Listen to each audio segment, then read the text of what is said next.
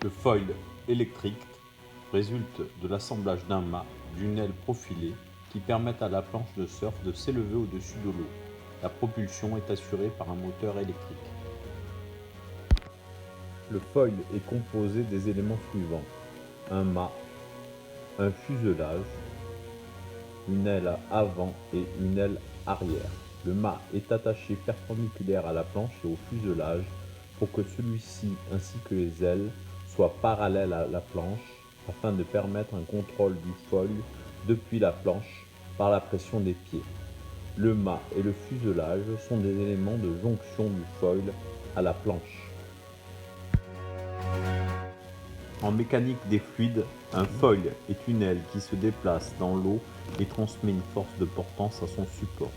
La vitesse de déplacement génère sur le foil une portance hydrodynamique capable de soulever le surf hors de l'eau. La forme profilée du foil implique que le côté supérieur, l'extrado, bombé, est plus long et que le côté inférieur, l'intrado, est plat, donc plus court.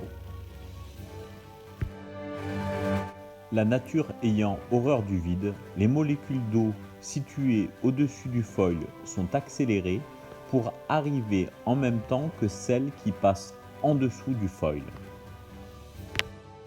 D'après le théorème de Bernoulli, la pression d'un fluide diminue quand sa vitesse augmente et augmente quand sa vitesse diminue. Ainsi, le foil fonctionne grâce à la pression de l'eau.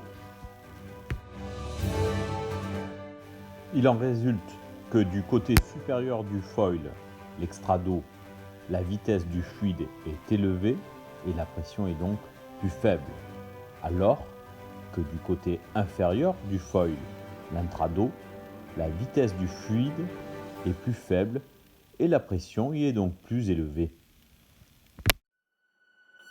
La dépression située sur l'extrado entraînera une force d'aspiration sur le foil représentée par le vecteur bleu, alors que la surpression située sur l'intrado générera une force de poussée sur le foil représentée par le vecteur rouge. Cette différence de pression crée donc sur le foil une force de portance représentée par le vecteur vert avec un déplacement de la zone de pression élevée vers la zone de faible pression. La force de portance entraîne le surf vers le haut, c'est-à-dire hors de la surface de l'eau.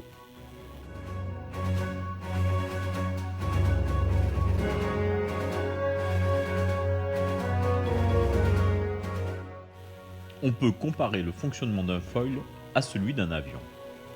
La vitesse de déplacement croît une portance et permet de décoller. La différence d'angle donnée aux ailes d'un avion lui permet de se stabiliser en l'air. La diminution de la vitesse de déplacement permet de diminuer la portance et donc de faire atterrir un avion. En ce qui concerne le foil, pour changer les angles d'incidence de ce dernier, le rider peut par pression alternée sur le pied avant ou le pied arrière faire monter ou descendre le foil ou le stabiliser.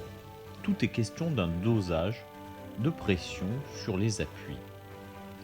Pour décoller, la vitesse doit être suffisamment importante pour créer une force de portance sur l'aile avant. Cumulée à un angle d'incidence élevé, grâce à une pression sur le pied arrière, la planche décolle. Pour se stabiliser, une pression sur la jambe avant permet de diminuer l'angle d'incidence, donc la portance, et d'accélérer.